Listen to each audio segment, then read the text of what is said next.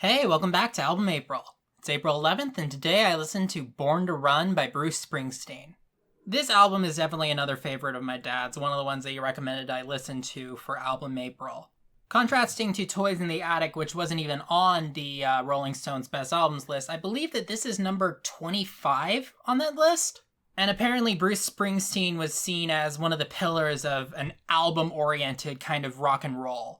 Later on in his career, he would go on to create a very popular album in the terms of creating a lot of hit singles with Born in the USA, which had 7 top 10 hits. But Born to Run seems to be remembered very fondly as an album. My first impression of Born to Run was that I absolutely love the composition and the instrumentation on this album. The E Street Band is no joke.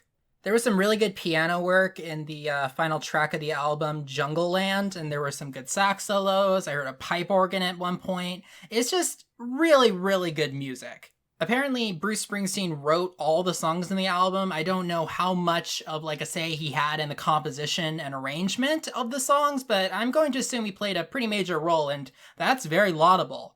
I can absolutely see why Bruce Springsteen is so revered as a songwriter, but as a singer, it was really frustrating listening to him.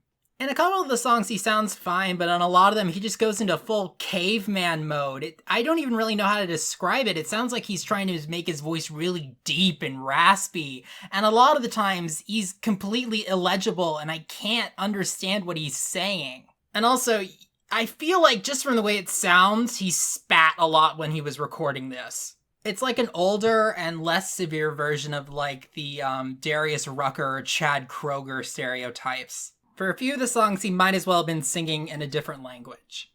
That didn't make the album bad, it just made it a little frustrating.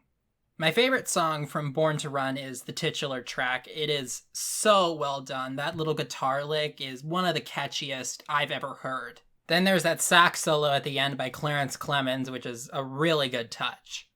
A moderately close second would be the following song on the album, She's the One.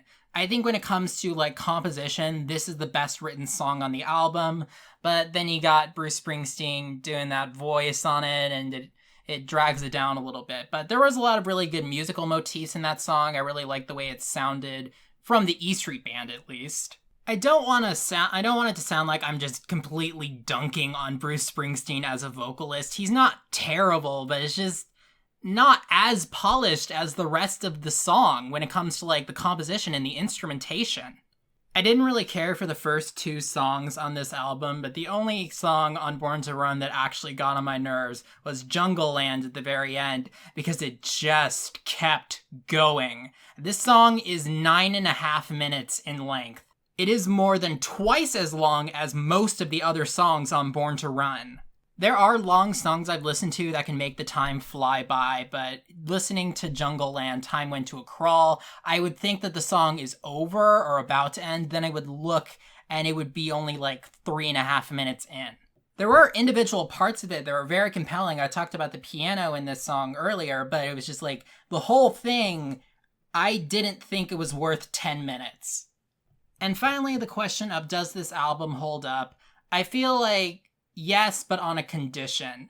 If you're willing to put up with the way that Bruce Springsteen sounds on this album, absolutely it does, because there is a lot to enjoy in Born to Run. I don't know if I quite fall in that category. There's another band later in this month that I think kind of has a similar situation, but we'll get to that when we get to that. There is obvious and advanced talent in Bruce Springsteen when it comes to songwriting. That much is obvious. But I remember songs like Dancing in the Dark where his voice sounded a lot smoother.